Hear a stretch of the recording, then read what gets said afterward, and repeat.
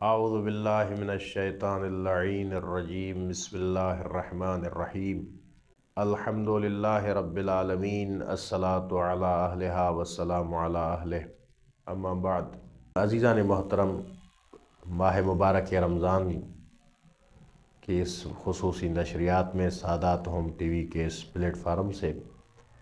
ہم آپ کی خدمت میں مسلسل احکام دین کو بیان کرنے جا رہے ہیں۔ آج ہم بات کریں گے کہ روزے کے حوالے سے جو روزے کا امساک ہے، سحری کا ٹائم ہے اور افطاری کا ٹائم، قرآن حکیم میں ان دونوں چیزوں کو اللہ نے ذکر فرمایا۔ کیونکہ ہم مکتب تشیع سے تعلق رکھتے ہیں تو سحری کے حوالے سے بھی اور افطاری کے حوالے سے بھی آج کل جو ہمارے ہاں معاشرے میں تقریباً 10 منٹ کا فرق ہے، سحری میں بھی افطاری میں بھی۔ قرآن حکیم میں خداوند کریم نے ارشاد فرمایا ثم اتم الصیام الی اللیل، کیونکہ سب سے زیادہ جو اختلاف، وہ دقیق اختلاف ہے، وہ افطاری کے حوالے سے ہے کہ جو لوگ غروب ہوتے ہی افطار کر لیتے ہیں، وہ ان کا ایک اپنا نظریہ ہے، لیکن مکتب تشیع میں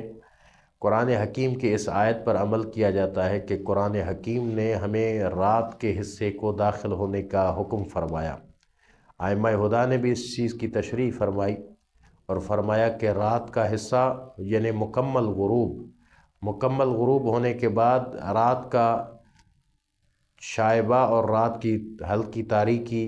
جو افق پر ابھرتی ہے، اس کی وجہ سے ہم سمجھتے ہیں کہ رات کے حصے میں ہم داخل ہو چکے ہیں اور اس کے بعد ہم افطاری کرتے ہیں۔ اور دوسری بات یہ ہے کہ اگر 10 منٹ اگر ہم لیٹ افطار کریں گے تو اس سے ایک اور بڑا فائدہ ہوگا کہ غروب کامل کا یقین ہو جائے گا ہمیں۔ کیونکہ ہمارے ہاں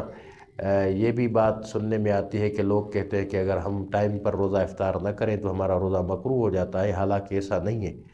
جب بھی افطار کا وقت ہو جاتا ہے اس وقت انسان روزے کی حالت میں نہیں رہتا، یہ خداوندی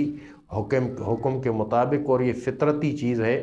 کہ جب افطار کا ٹائم ہو جاتا ہے تو اس وقت روزے کی حالت ختم ہو جاتی ہے، پھر انسان کے لیے جائز ہوتا ہے کہ وہ کھائے پیے۔ اگر صرف اور صرف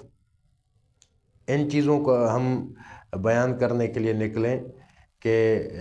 جیسے ہی غروب ہو جائے اور ہم افطار کر لیں تو یقیناً ہمیں یقین کامل غروب کا وہ حاصل نہیں ہوتا جو کہ شریعت کے اندر مقصود ہے اور قرآن حکیم کا حکم ہے۔ فرمایا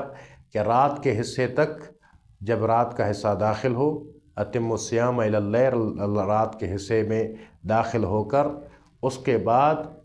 اپنے روزے کو افطار کرو تاکہ آپ کو غروب کامل کا یقین بھی ہو جائے اور آپ کا روزہ بھی مکمل ہو جائے۔ والسلام علیکم ورحمۃ اللہ وبرکاتہ۔